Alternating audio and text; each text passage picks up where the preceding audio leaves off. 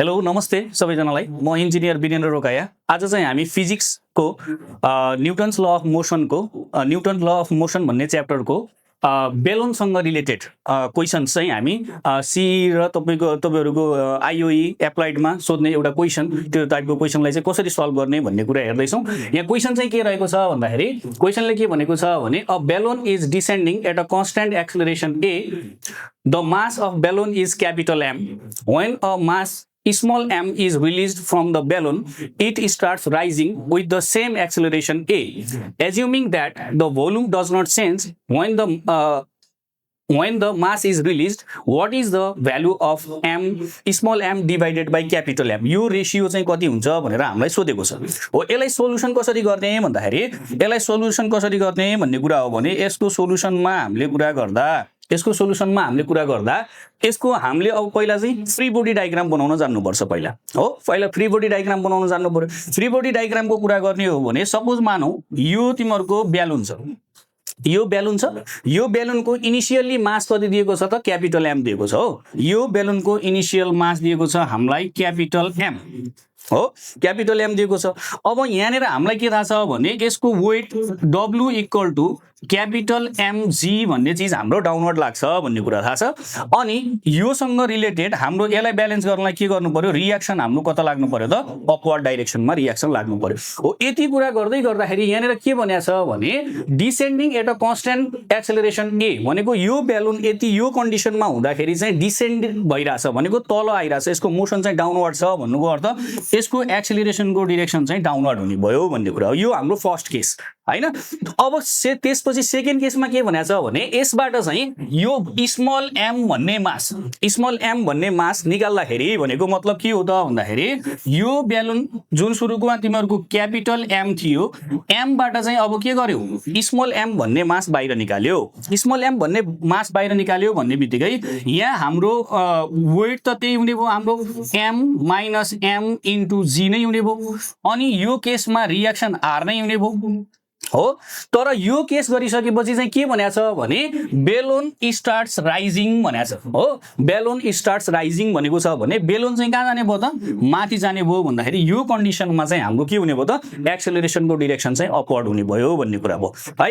अब यसलाई चाहिँ हामीले एज अ इक्वेसनको रूपमा लेख्ने हो भने यसलाई चाहिँ हामीले इक्वेसन बनाएर लेख्ने हो भने यहाँ हेरौँ त फर्स्टमा के भने फर्स्टको कुरा गर्दाखेरि अब आर माइनस यो आर को डिरेक्सन अपवर्ड छ, डब्लु को डिरेक्सन के छ डाउनवर्ड छ भन्दाखेरि यसलाई चाहिँ के गर्नु पर्यो त भन्दाखेरि हाम्रो हेर त फर्स्टबाट हेर्ने हो भने R minus capital MG equal to के हुने भयो त भन्दाखेरि यहाँ हेरौँ त यो एक्सेलरेसनको डिरेक्सन पनि के छ त डाउनवर्डै छ भने यसलाई पनि हामीले के लेख्नु पर्यो त माइनस के लेख्नु पर्यो त हामीले माइनस के लेख्नु पर्यो त माइनस हाम्रो एमए लेख्न पर्यो भन्ने कुरा हो। किन माइनस गर्यौँ भन्दाखेरि डाउनवर्ड डाइरेक्सनमा भएको भएर माइनस गर्यौँ है त। यसलाई भनौँ हामीले सपोज इक्वेसन 1 भनौँ, यसलाई इक्वेसन 1 भनौँ। त्यस्तै सेकेन्ड फिगरमा हेर्ने हो भने सेकेन्ड फिगरमा के छ त हाम्रो सेकेन्ड फिगरमा हेर्ने हो भने हाम्रो के छ भन्दाखेरि त्यही तरिकाले हामीले कुरा गर्ने हो भने एम यो R minus M into G भनेको के गर्न पाइयो त भन्दाखेरि R minus M into G equal to यसको डिरेक्सन कता छ त फेरि यो हाम्रो एक्सेलरेसन कता भइरहेछ भन्ने कुरा गरेछ। एक्सेलरेसन अपवर्ड भइरहेछ भनेको मतलब एक्सेलरेसन अपवर्ड भएको छ भने के गर्नु पर्यो त एम माइनस एम इन्टु ए गर्नु पर्यो। यसलाई भनौँ इक्वेसन 2 भनौँ है त। यो इक्वेसन 2 भइसकेपछि अब यहाँ यसो भ्यालु राखौँ त, यसलाई हेरौँ त यो भ्यालु यता राखौँ त ल, यो आर को भ्यालु राखे पनि भयो। आर को भ्यालु यो इक्वेसन 1 बाट आर को भ्यालु राख्यौँ भने आर को भ्यालु भनेको के हुने भयो, यो इक्वेसन 1 बाट आर को भ्यालु यहाँनिर लेख्यौँ भने के हुन्छ भन त एमजी यो क्यापिटल एम है, यो भनेको हाम्रो के हुन्छ क्यापिटल, यो भनेको हाम्रो के हुने भयो त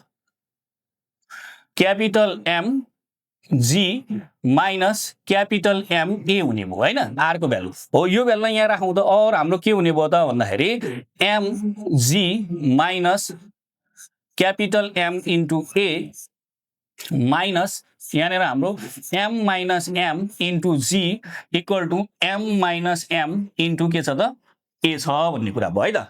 अब यहाँबाट एम हामीले कमन लियौँ भने क्यापिटल अथवा यो मल्टिप्लाई गरिदिउँ, डाइरेक्ट मल्टिप्लाई गर्यौँ भने के हुन्छ त हेर त MG minus MA minus M into G plus MG equal to MA minus MA हुने भयो है। अब यहाँनिर हेरौँ त यो एमजी र यो एमजी चाहिँ हाम्रो के भयो त क्यान्सल आउट भयो। यो एमजी र यो एमजी क्यान्सल आउट भयो भने ल अब यो क्यापिटल एम र क्यापिटल एम भएको चिज एकतिर लग्यौँ भने यो उता जाँदाखेरि के हुन्छ त प्लस हुन्छ अनि यो यता आउँदाखेरि के हुन्छ प्लस हुन्छ भने यहाँनिर के बच्यो त भन्दाखेरि हाम्रो के बच्यो भन्दा हेरौँ त यो स्मल एमजी भन्ने चिज यहाँ छ उताको स्मल एम यता आउँदाखेरि प्लस एमए हुने भयो अनि इक्वल टु यहाँनिर क्यापिटल एमए भन्ने चिज यहीँ छ अनि यो उता जाँदाखेरि पनि के हुने भयो त क्यापिटल एमए भन्ने चिज यहाँ हुने भयो है त। अब यहाँबाट एम कमन लियौँ भने के हुन्छ ए प्लस जी हाम्रो यहाँ बच्यो equal to capital M common लियौँ भने यहाँनिर क्यापिटल एम कमन लिनु भन्दा पनि सिधै हाम्रो 2ma भयो नि यो त हाम्रो सिधै के भयो त यहाँनिर 2 क्यापिटल एम ए भयो है त 2 क्यापिटल एम ए भयो भने अब यसलाई हामीले यसो यहाँनिर सोलुसन गर्दाखेरि के छ त हाम्रो यहाँनिर हेर त यहाँनिर के छ हामीलाई सोधेको के हो त small M by capital M हो भने small M by capital M को रेसियो सोधेको हो भने small M by capital M को रेसियो सोधेको हो भने हामीसँग के छ त यहाँनिर स्मल एम भनेको small M by capital M भनेको के हुने भयो त भन्दाखेरि 2a अपन a प्लस जी हुने भयो भन्ने कुरा है त 2a अपन a प्लस जी हुने भयो। ल यति नै हो फाइनल आन्सर। Thank you.